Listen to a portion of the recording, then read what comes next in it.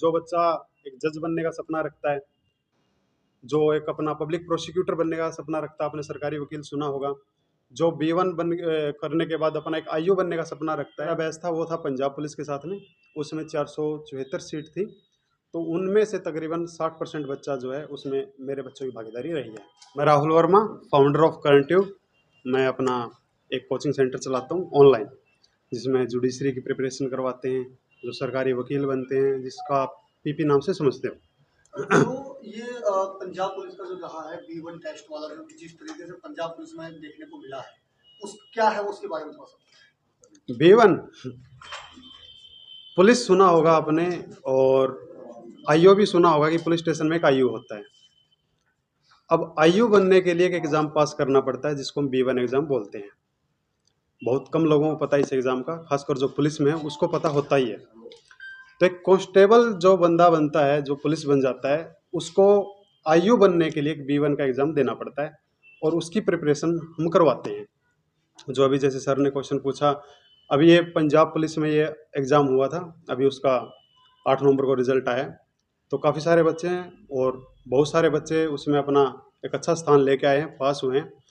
तो अभी धीरे धीरे चीज़ें बढ़ रही हैं कि ये चीज़ें भी अब आ रही हैं, इन चीज़ों की भी अब कोचिंग वगैरह मिल रही है। कितना जरूरी है ये B1 का जो एग्जाम है पुलिस कर्मियों के लिए, कितना जरूरी एग्जाम है?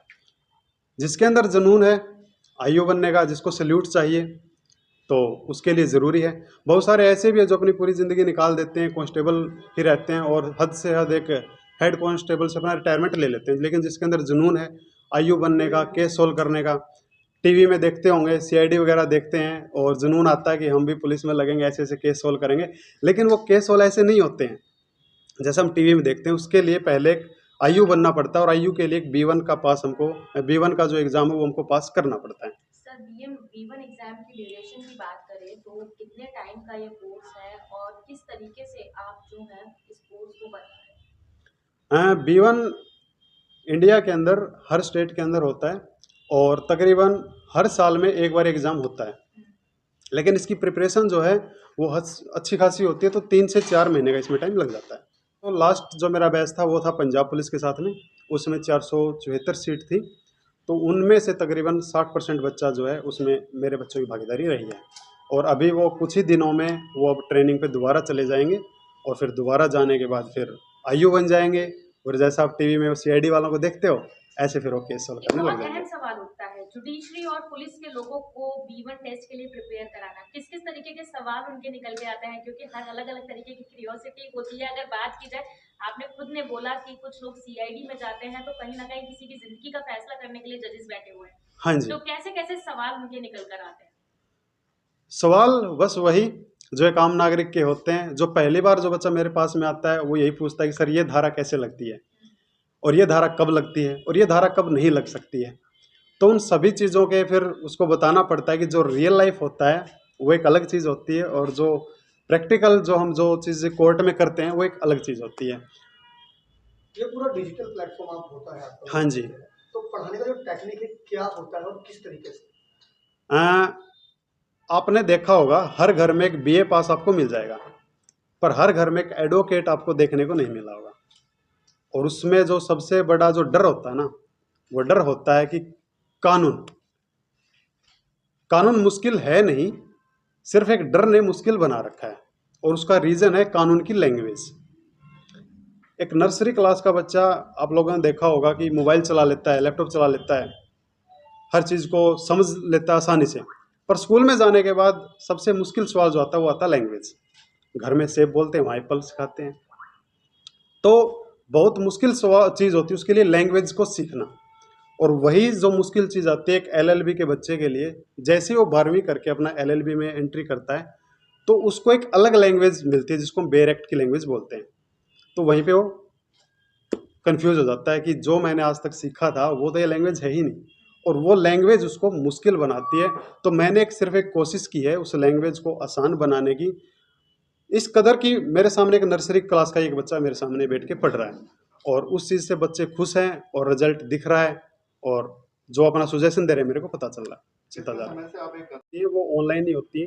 जो बच्चा एक जज बनने का सपना रखता है, जो एक अपना पब्लिक प्रोसिक्यूटर बनने का सपना रखता है, आपने सरकारी वकील सुना होगा, जो B1 करने के बाद अपना एक IU बनने का सपना रखता है, तो मैं जो अपना कोचिंग प्रोवाइड करवाता हूँ वो टोटली ऑनलाइन ही करवाता हूँ।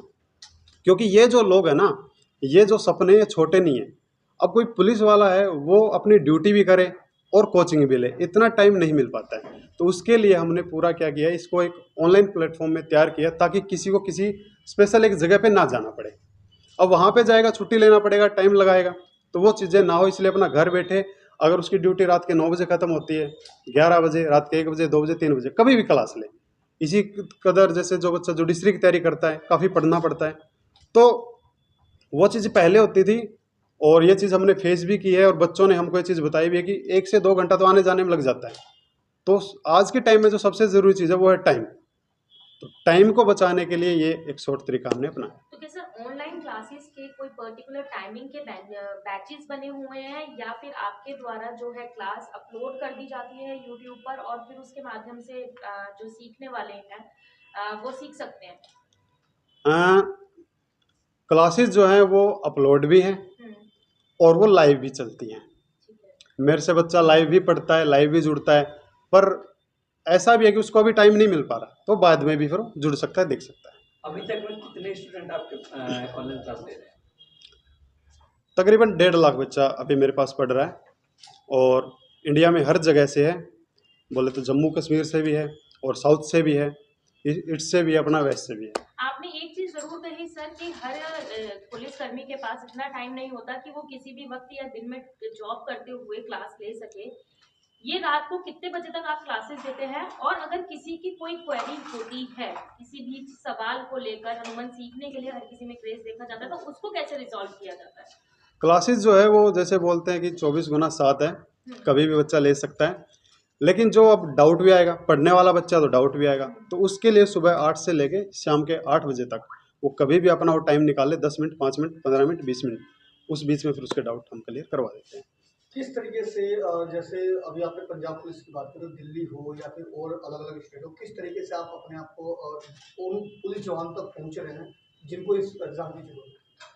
आपकी मेहरबानी से, कितना आपकी मेहरबानी है।